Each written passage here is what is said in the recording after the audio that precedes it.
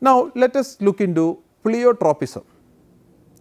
It is a phenomenon in which a single gene controls a number of phenotypic traits in the same organism that can arise in a variety of ways.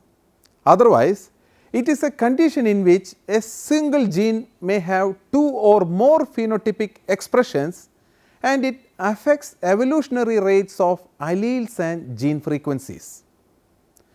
These pleiotropic effects or phenotypic expressions often seem to be unrelated to each other. Pleiotropism is a central term in developmental genetics. The term pleiotropy comes from the Greek word pleio means many and tropin means influencing. Pleiotropic genes are the genes which, in addition to their main effect, may also act as modifiers for another but entirely different gene. Such genes having more than one effect are called pleiotropic genes. 100 years ago, the term pleiotropism was formally introduced into the literature in 1910 by the German genetist Ludwig Hermann Plait, who was a disciple of Ernst Haeckel. He wrote a thorough and extensive defense of Darwinism, but before Mendel's work had been assimilated. Pleiotropy had an important influence on the fields of medical genetics and physiological as well as on evolutionary biology. Mendel described an early case of pleiotropy in his classic 1866 paper. His character number 3 for Pisum displays either violet flowers, brown seed coat and axial spots or white flowers, white seed coat and lack of spots.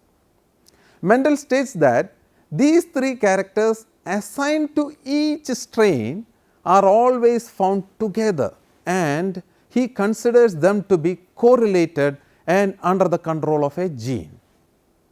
Mendel believed that the three characters, that is flower color, axial spots and seed coat color, are due to a single gene and he considered this sort of inheritance, though in a rather superficial manner. Now, coming to this figure, it shows the multiple phenotypic effect of a single gene. Here you can very well see about pleiotropism. A single gene is influencing multiple traits, trait A, trait B as well as trait C. Now, let us look into some examples of pleiotropism. 1. The AY allele in mice has two phenotypic effects. It controls lethality and yellow coat color. A second one is Marfan syndrome. In short, it is called MFS, an inherited connective tissue disorder in human beings.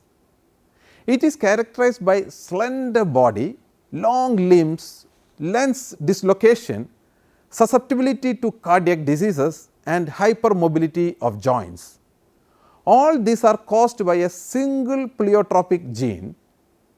The pleiotropic manifestations involving primarily the ocular, skeletal and cardiovascular systems, some of which are life threatening. Marfan syndrome has historically always been considered as a condition caused by the deficiency of a structural extracellular matrix protein fibrillin 1. The study of Marfan mouse models and Marfan related conditions has shifted our current understanding to a pathogenic model that involves dysregulation of the cytokine transforming growth factor beta. In short, we call it as TGF beta signaling.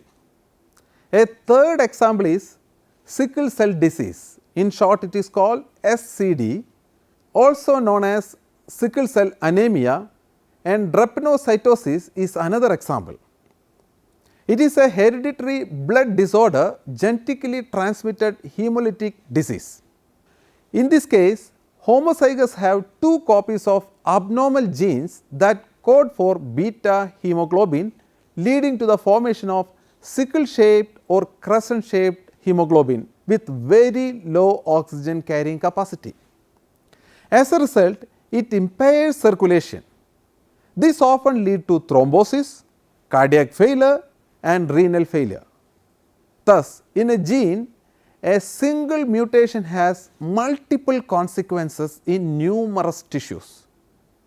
The pleiotropic effect is associated with a number of acute and chronic health problems such as severe infections, attacks of severe pain and stroke, and there is also an increased risk of death.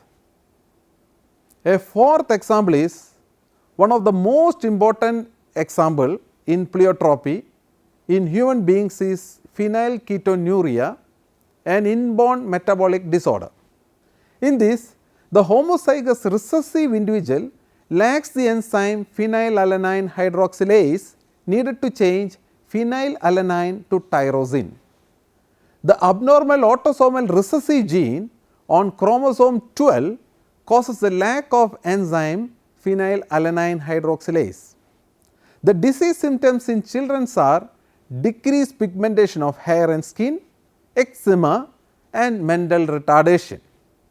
The heterozygous individuals are normal, but they are carriers. Towards the left of the figure, you can see various symptoms associated with the phenylketonuria. The upper part shows a case in normal person wherein the phenylalanine is converted into tyrosine, which further converts into tissue proteins, melanin, etc.